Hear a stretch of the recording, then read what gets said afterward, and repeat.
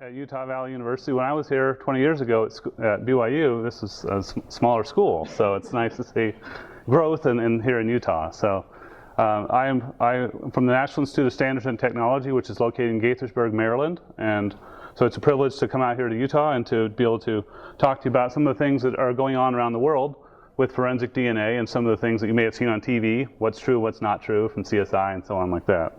So I like to often start with a top 10 list, just like David Letterman, to kind of get you in the mood for thinking about ways that you know that you're a forensic DNA scientist. So if you see any of these things, you may realize that this is a field that you should go into. So number 10, you have your children's DNA profiles framed on your desk instead of their pictures. So this is would you rather have the profile or the personality there? So, okay, number 9. When your children hurt themselves, you need to collect blood so that you can generate a DNA profile. So that's important. So you can do number 10. So number 8, your pockets are full of napkins with DNA sequences written on them. Number 7, you want to name your first 4 kids adenine, thymine, guanine, and cytosine. And here they are, the first 4 kids. And you see we have an FBI lineup here. And you'll notice that we have the large purines are base paired appropriately with the small pyrimidines. So I always thought adenine would be a great name for a girl, but she was named Amanda instead. So I got the A, but that's all I could get. Initials for all of them? No, unfortunately not. So okay, number 6, you wonder how Jello would work as a separation medium. And you've tried it when no one else was around. You were just too afraid to publish the results. So in 2003, for the 50th anniversary of DNA's double helix discovery, I made a Jello salad there. So yes, I'm a nerd. So okay, number 5, you want to start a paternity testing business for all those who appear on the Jerry Springer Show. Number 4, you know that DNA stands for more than the National Dyslexics Association. That one takes a little bit of thought. So number 3, you spend more on your laboratory equipment than you do on your car.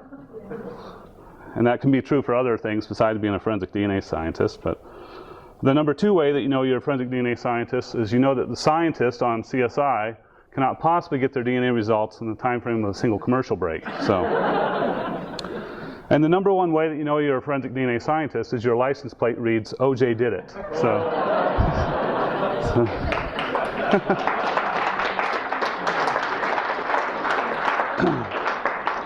So this is Johnny Cochran, and he's resting in peace. You may know he died a few years ago, and this is his grave. So that's So OJ Simpson, the case happened 15 years ago, and it actually did quite a bit of to help with the knowledge for the general public to understand the use of DNA and the power of what it can do. He's now in jail for other reasons, but he got out with the glove not fitting there. But I just want to show, this is actually one of the results from that, just to illustrate how DNA works. Now the DNA technology that was used at this time was restriction fragment link polymorphism, or RFLP, which is a very slow technology and requires a lot of DNA. But what was done here you can see Nicole Brown's DNA. This is her profile at 1 marker, and you can see on OJ's boot, on a blood stain on OJ's boot, you see her pattern. Another example, here's OJ's DNA pattern, and there in the foyer of her house from a blood stain, direct match to OJ. There were over 100 pieces of DNA evidence in this case, but he spent $10 million on his prosecution team, did a great job, and confused people somewhat. But the point being here, it took about 8 weeks to get a result for DNA testing at that time. So things have changed dramatically in the last 15 years. This is actually what a DNA profile looks like today. And you can get this result now in less than 8 hours. And there's a lot of effort going on to try to build devices that can do DNA testing, get these DNA profiles in less than an hour. If these, probably we'll see these within the next year. And once this happens, this is going to totally change the capability of DNA testing. You could do it at the border crossings. You could do DNA testing in airports if you want to exclude people from coming into the country, or in embassies before you give them a visa. So there's a lot of power of what could be done with DNA testing as you speed up the process. So that's one of the reasons we're working on this. But just to illustrate, this is actually my profile, my wife's profile.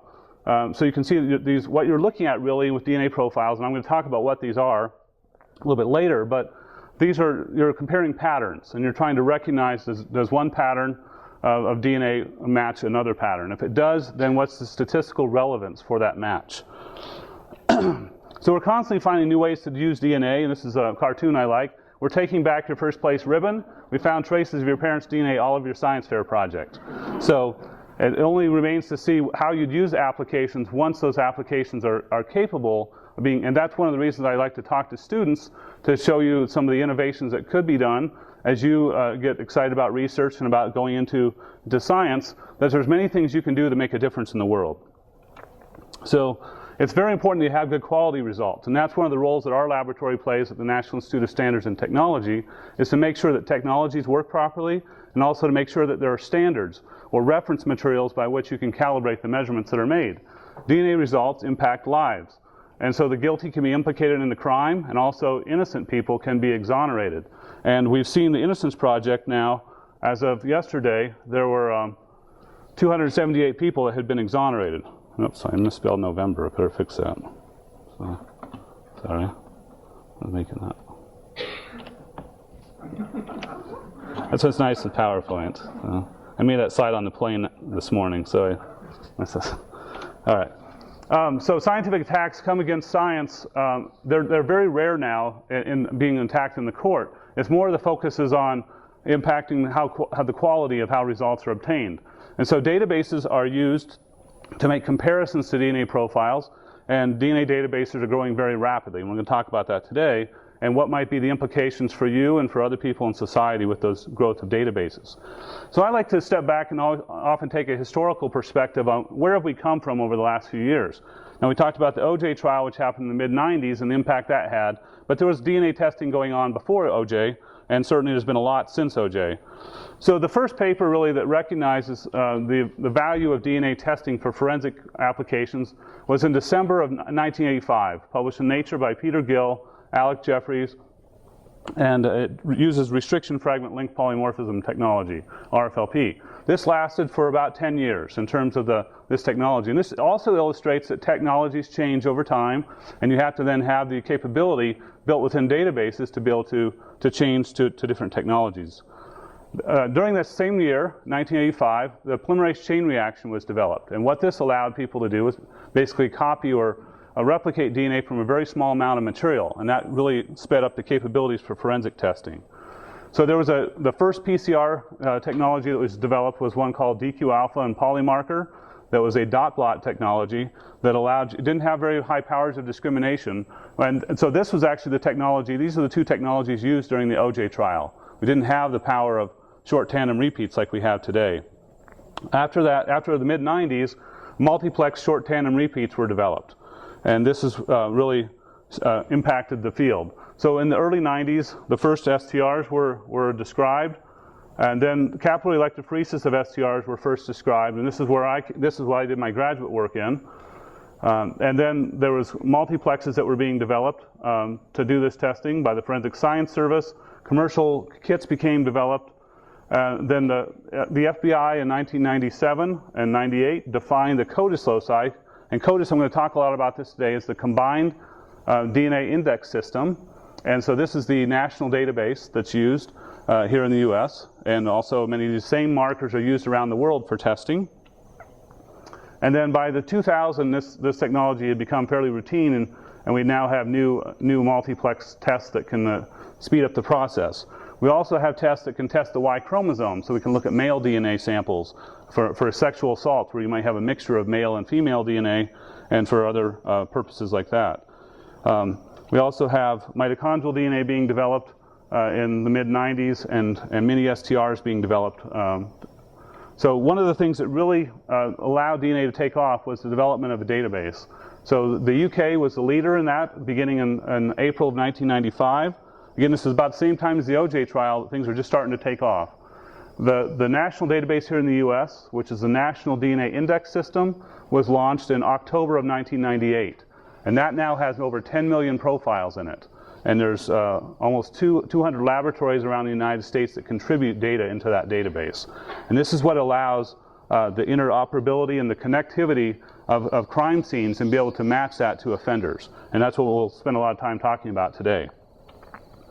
So one of the things that's really benefited the growth of DNA in the last few years is the President's DNA Initiative, which was started in 2004, and that's funded almost $1 billion into testing these samples that go into these databases. So DNA has been proven now to be an important part of the criminal justice system as we look at what's happened now and in the past. So in the past we had restriction fragment length polymorphism. Right now we have STRs. And in the future, DNA is going to take over the world, right? So what's happening as you develop technology is some people have to keep pushing the envelope in research. And so the efforts you make in research are important. Here we have somebody pushing the envelope, as you see there. Crime scene tape, of course, around there. That's why. Okay, so DNA testing, one of the things that's important to realize is you have to have a reference sample. When you're doing DNA testing, you have to have something to compare against. So a profile by itself is useless unless you have the context of what you're measuring it against. So in the case of crime scene evidence, you compare that to a suspect that you might have. The police might find a suspect and say, does this individual match the evidence from that crime scene, yes or no? Then if you have an alleged father, so for example, Justin Bieber, he's in the news right now, then in order to find that out, they do a paternity test, and I'll explain how that works too. So victims remains, when you have someone that's killed in a plane crash, they may be identified to a biological relative through using genetics and through using these markers that I'm talking about. And also the military has now adopted a program where every single DNA person going into the military has a DNA sample collected, and that's stored in a repository that is then used, and that their blood card is used to identify them if they're ever killed in war. Okay, so when you're doing, just to illustrate, and we'll talk more about how this is actually done in a moment, but there's three possible outcomes whenever you're making a comparison. So you're always comparing against a known sample. This is someone that you know the name of, like the suspect, against the evidence sample, the person that, or the evidence where you don't know the source. So that's the question sample. So it's a Q and a K comparison that's being made. So you can have an exclusion. This might be a result that where you get something that's definitely different between the evidence and the suspect. You might have a non-exclusion or a match or an inclusion. Those are some of the different terminologies. So again, the heights may be different in the data that's being seen there, but you have a matching data set. Or you can have an inconclusive result where the evidence is actually a very poor result, and then it doesn't really match. And this is actually, the Amanda Knox case is a good example of this, where they had very poor results, and yet the Italian police for many years tried to do something there, and she was just released last month because after we went back and reviewed the DNA data, that led to her release.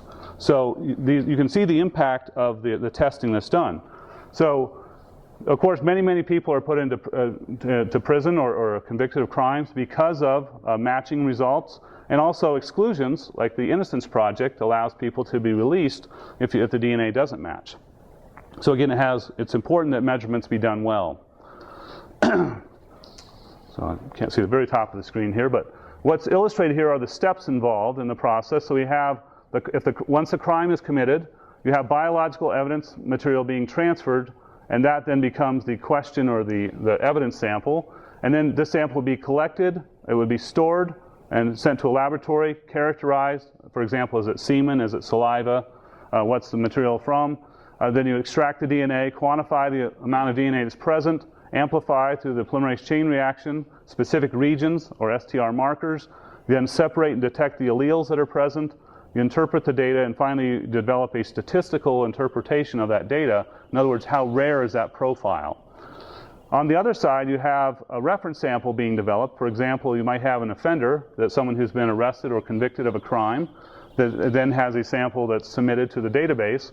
And in this case, you collect the sample, you do the sample storage. However, there's no need to characterize it because you know where it came from. It's from a buccal swab from someone's mouth. It's blood from their arm that was taken or whatever. And then you extract the DNA, quantify, amplify, and do the same steps here. However, there's no need for a statistical interpretation because you know the source. And so what happens then is you have this K profile being compared against the Q profile. If it doesn't match, then you have an exclusion. You might keep doing a database search to find another sample that would match and send that back into the process. If you have an inclusion or a match, then you generate a report, and then with statistical weight that would be calculated here, and then the individual might have a plea bargain, or they may go to court. Okay, you can also have inconclusive results that might result because of degraded DNA samples or just not very much material, which is the case in the Amanda Knox situation. Or you may have inconclusive results because you just don't have anything to compare against. Okay, so I'll have time at the end if you want to ask questions. So I just kind of lay out the things here. So there's many different applications for DNA testing technology. Every single one of them uses the same procedure and the same genetic analysis, and they're all being used to match reference samples against the unknown sample. So in the case of crime solving, that's the one CSI has made very famous now, the matching a suspect with the evidence. Every airplane crash in the United States, all the victims are identified through DNA testing, and that's done by the Armed Forces DNA Lab in Rockville, Maryland. Soldiers, there will be no more unknown soldiers because of the testing that's done by the military now. Paternity testing is also done. There's about almost 400,000 paternity testing cases that are done in the United States each year to find out who's the father and therefore who pays child support. Most of them don't make the news like Justin Bieber, but they are still going on. Immigration testing is done, and this is to try to find out, are two people related? Should someone be allowed into the United States because they're related to someone? So on. Whose remains are them? You might find some bones in a desert, and you need to know whose family did that come from. And finally, convicted felon databases are used to solve cases. So this is the National DNA Index System. Just to illustrate, there's different levels. There's a national level that's run by the FBI laboratory. There's a state lab. So Utah has a state lab up in Salt Lake, and they actually run the whole state of Utah and do all the testing there. And then there's local labs that can feed into. And so some states that are bigger may have multiple laboratories, like a county-wide lab, or a city lab even, if you have really big cities. So like, for example, New York City has its own laboratory that feeds into the state database that then feeds into the national database. But there are 190 public laboratories around the United States. And you didn't know we had 54 states, did you?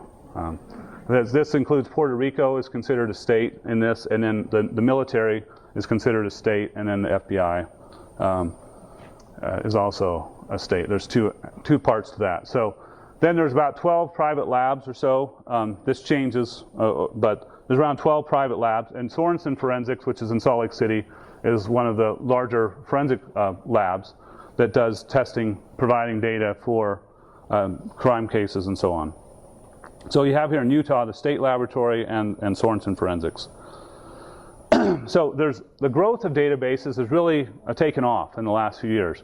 There's been many expanded laws, and so just last year in Utah, the law was changed to allow arrestees to be tested. So for felon arrestees, DNA is collected, along with 24 other states do the same. This has contributed to sample backlogs. As more samples come in the doors, labs have to learn how to deal with that. They need more people. They need better automation. They need better software to do things. And so this has benefited. One of the things that's happened is the federal government has put a lot of money into this, many hundreds of millions of dollars. And what it's also done is effectively lock the technology. So it makes it more difficult now to change to a different set of genetic markers to be used, because now we have 10 million profiles in the database. If you change to a different set of data, you no longer have knowns that you can compare against the unknowns that you're collecting from crime scenes. So this is one of the challenges with databases, is as they grow larger, they get more fixed in the technology that's being used. These are the states that currently require, as of last year, require arrestee testing. And so Utah just became one of the latest states to allow arrestee testing to lead to DNA profiles going into their state database. One of the reasons that there's been a lot of funding on a federal level is because of advocates. Debbie Smith was someone in Virginia, near Williamsburg, Virginia, who was sexually assaulted and has been a very strong advocate. Her attacker was caught through a DNA database search in Virginia a number of years later. Mitch Morrissey is a prosecutor in Denver, Colorado, and he goes around and really advocates the power of DNA testing to help prosecute crimes. And then Kirk Bloodsworth is one of the very first exoneree from the Innocence Project. He was falsely convicted of a case in Maryland and has been advocating the use of DNA. He was let out in 1989 because of DNA testing. And so we have actually some of the federal legislation has their names on it. There's a Kirk Bloodsworth Innocence Project funding, and then there's also our post-conviction testing, and Debbie Smith is the Backlog Reduction Act, or in other words, the money that goes to pay for database testing. So this has put a lot of money into the efforts for DNA testing. Okay, so what this has led then to is a rapid growth in the number of profiles that are going into the database, almost going exponential in terms of the growth now, where before that we kind of had a linear growth in the number of samples going into the national database. That has expanded much more quickly because of the Debbie Smith Act and the federal funding coming into this. What that's also led to then is a growth in the number of investigations aided. In other words, hits that help solve crimes, where you're able to then put that data back together and help solve a crime. So CODIS is the software that runs the National DNA Index System, and it was launched, as I mentioned before, in October of 1998, and it connects all the states as well as other federal agencies like the Department of Defense and the FBI and so on. It helps link serial crimes, so when you have a serial killer, they can have their profile in there. What I want to talk about is a little about how the profiles are generated and some of the things that come with that. So this is if my profile were entered into the database, this is what it would be.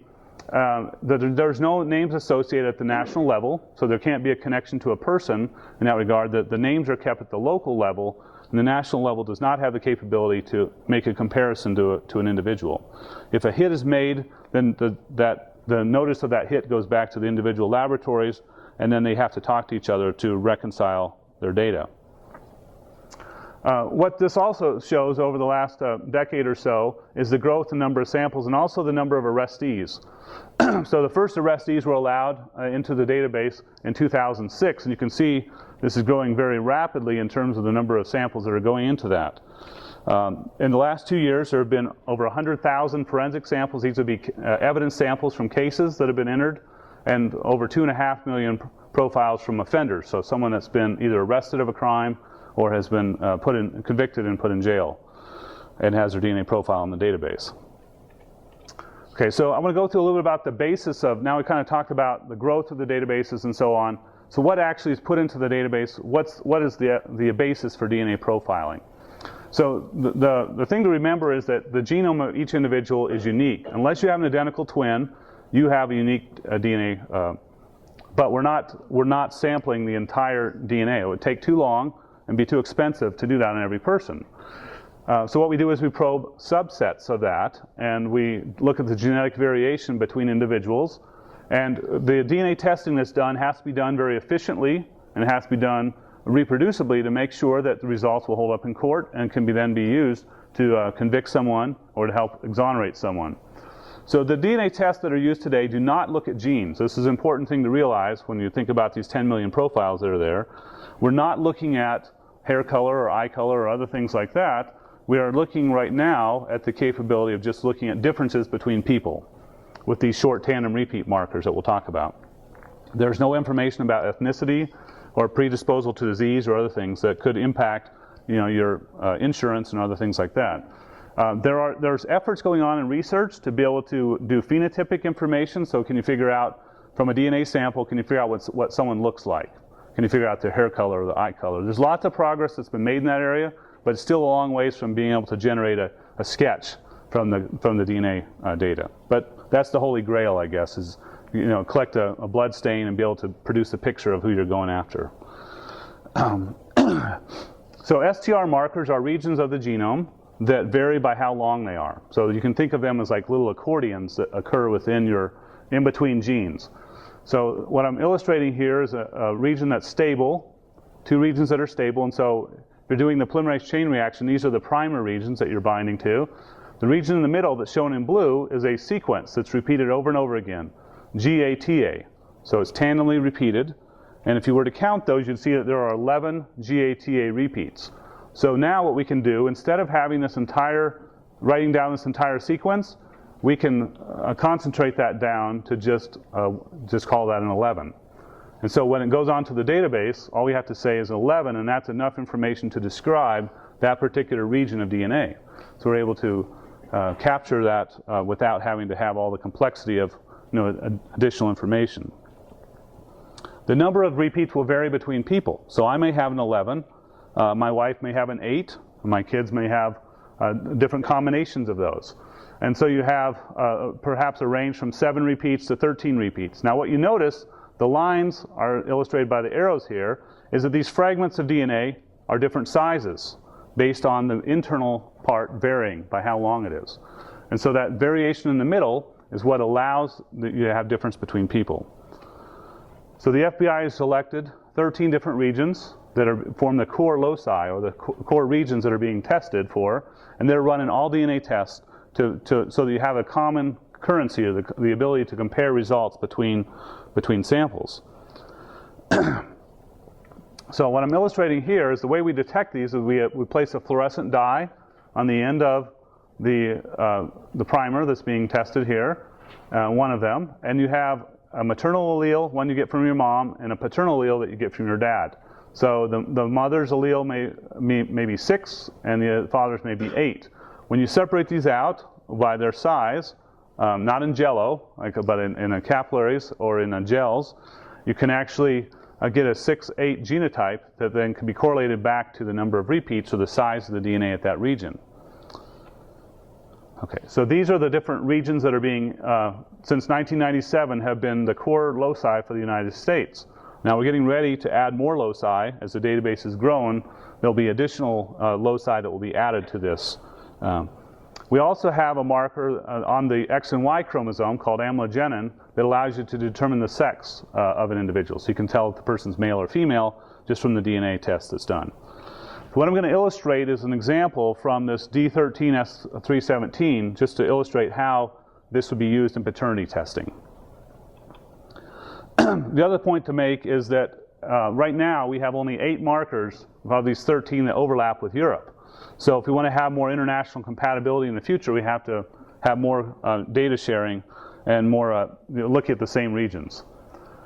Okay, so this is just an illustration here with you have 3 different children, and you have a mother, and these are the number of repeats that are present. So the mother has an 8 that she either got from mom or dad, and a 12 that she got from her other parent. And then you have a child 1 has a 12, 14, and I have these color-coded to make it a little bit easier, but can you guess what the father's profile would be if these children all came from the same parent? So you can see which ones are the required alleles coming from the mother, the 8 and 12 there, and therefore the father has to have 11, 14. Okay, so this might be someone accusing Justin Bieber of a DNA test. So, but if he doesn't match, then he doesn't have to pay millions of dollars, right, in child support. So this is important to me because these are my 3 oldest kids. So this is many years ago. They're much older than that now. So we have the DNA tests to prove that our children are actually ours. So not all fathers can say they know they're the father of their children, right? So by scientifically. So, but what I've shown you is just a single result. So just a result from one region.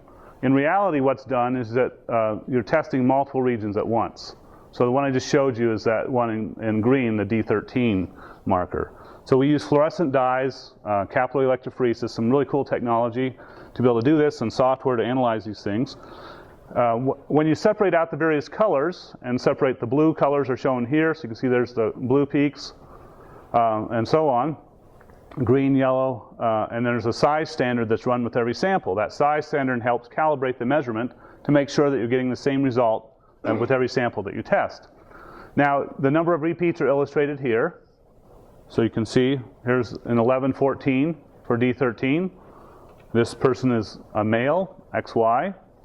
And if you go through and look at what's the probability of each of those particular markers occurring, and that those number of repeats occurring, you'll find out that that's about 1 in 837 trillion is the possibility of that profile occurring at random in the population. Okay, so this is actually my profile. So my parents used to say I was 1 in a million, but they were wrong. See, so. Are all of the accepted tested markers independently sorted? Correct. They're all on separate chromosomes. Except there's actually 2 on chromosome 5, but all the rest of them, but they're far enough apart that they're independently sorting. So the reason we can get such high numbers is because we can use the product rule because they're independently sorting from the various chromosomes they're being tested from. Yep. That's what like D13 or D16 in different chromosomes. Ethnicity database to calculate that, or is it? This particular calculation is from a Caucasian database. So, but what is typically done is you're testing against, they'll run against an African American database, a Hispanic database, and a Caucasian here in the US. So each country would have its own population database to look at the frequency at which they'd expect to see an 1114 or whatever profile. So this is compared against a Caucasian, US Caucasian database. So when the DNA profile then is generated, what's entered into the database then is just a string of numbers. And so that's what's captured and stored in the database. Again, you don't have any information about hair color or is this person going to get heart disease or something. So what are some of the issues that are facing a database? I want to kind of go through those a little bit, and then we'll take time for questions. There's a lot of, often the ACLU will raise issues, are there privacy issues with how data is stored and so on. There's also one of the big challenges that is being faced is the technology changes. You have different computer systems that are constantly changing. New instruments are developed. But you have to maintain a link to that legacy data so you can make that comparison. You also have to make sure that you're working the unknown suspect cases. One of the challenges there is often laboratories don't want to work cases if they don't have a suspect because they're waiting for that known to compare to the unknown. Okay? But the advantage of a database is that you have a whole set of possible knowns out there, but you have to run the case and make that comparison. So it sometimes takes more thinking and effort on the labs to do that. So this has led to sample backlogs. As you have more and more samples to run, this leads to backlogs. You also are collecting the challenge of collecting samples from a convicted offender. Some of these people don't want to give their sample, and so they have to be forced to give a sample. You have also the challenge of duplicate samples. Someone may be convicted multiple times and go into jail and then be let out and go back into jail. So how do you sort out those duplicates? You have the issue of twins, and there have been many studies looking at that there are many twins that are in databases and so on. Sample retention becomes an issue. How long do you actually hang on to the DNA sample? So that could be tested for other things, which is important for quality control if you have to go back and retest the sample. But does that mean the government then has the potential to do other tests? And that's the things that people are concerned about.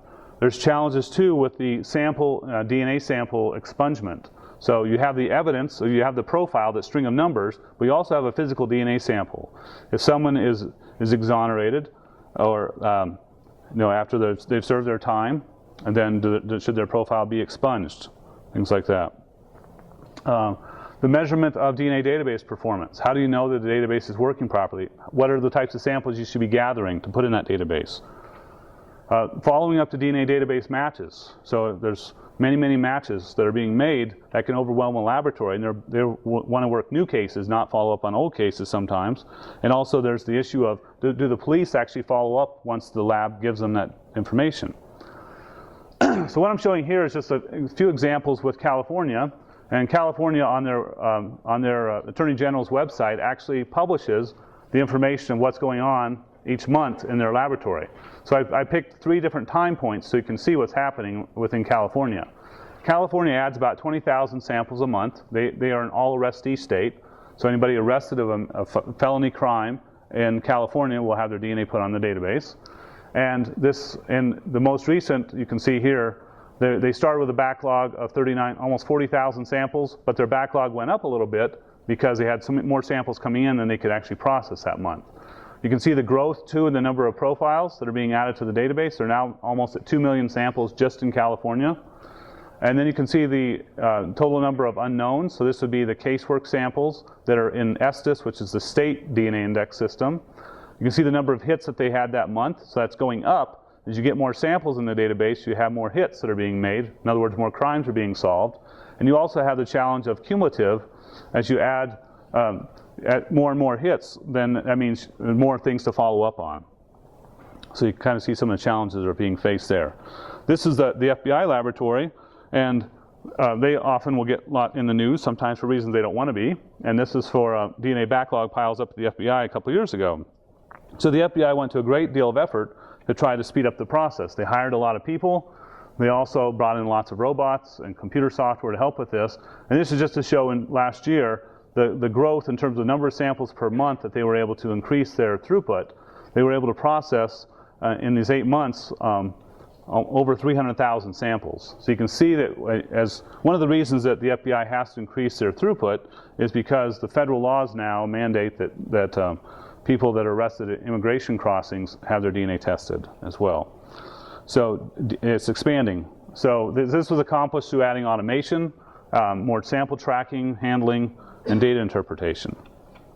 So where's the things going for the future? I think there's going to be more automation that's going to happen. There'll be more software. If people are interested in getting in this field, one of the big contributions you can make is in software, expert systems development.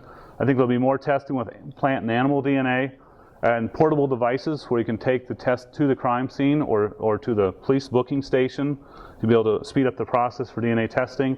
And then the capability in the future to determine physical characteristics and sample ethnicity. Where in the world did that sample come from?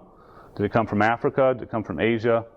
That might be helpful in a particular crime. And can you tell if that person had blue eyes or light-colored skin or dark hair or whatever? And so those are types of things that can be predicted to a certain extent with DNA testing. I want to just talk briefly about the use for relatives. So this is just to illustrate how it was used in the case of Saddam Hussein. So one of the questions when he was captured back in 2003 was, is this person really Saddam Hussein? He was known to have stunt doubles. The way that they actually made that comparison was his sons had been killed about 6 months earlier, and they were able to use their DNA to compare back and prove that that was the father, that those samples matched, basically by doing a reverse paternity test. The immigration, the Department of Homeland Security is looking into DNA right now. One thing they found is that close to 80% of refugee claims can be fraudulent based on DNA testing that's been done. So people will pay on the black market, sometimes thousands of dollars, to try to get into the United States, claiming to be a relative to someone that lives here, and paying that person money to get in. So one of the things that DHS is looking at is can we start applying DNA in a more effective fashion to verify, is that person really a close relative to the individual in the United States? So familial searching is something that's been in the news a lot lately. And this is a search where you're using the offender database to go fishing for a potential close relative. So there's no suspect in the case, maybe a cold case or a violent crime. And the UK has used this several times over the last a decade. And there's been some recent efforts in Colorado and California to this. The biggest one was the Grim Sleeper that happened last July. So in this case, this person had that was connected through DNA, so we knew it was a serial killer that had been involved, and also through ballistics. And so the same gun had been used to kill these various people. And so there was a 13-year gap, and that's why the Sleeper name came in there. But there may be more crimes they just haven't found yet. And last July, Lonnie Franklin made history in that his son's DNA was used to catch him.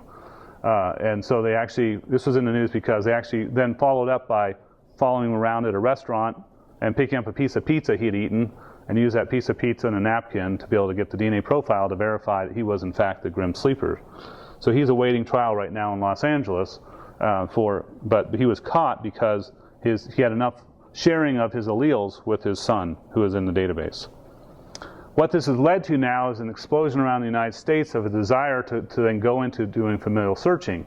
So Texas is looking into this, Milwaukee, the East Coast rapist, they were trying to catch him with familial searching, and Virginia in March became the third state to officially introduce familial searching. Texas has now gone online with that, and others are looking into it. So just to briefly show you what we do, so we don't do casework, we do research at the National Institute of Standards and Technology. This is the group that I have the pleasure of leading. And the types of programs, we have a lot of effort in assay development and reviewing different software systems, doing training workshops, developing validation tools, and of course I write textbooks and so on.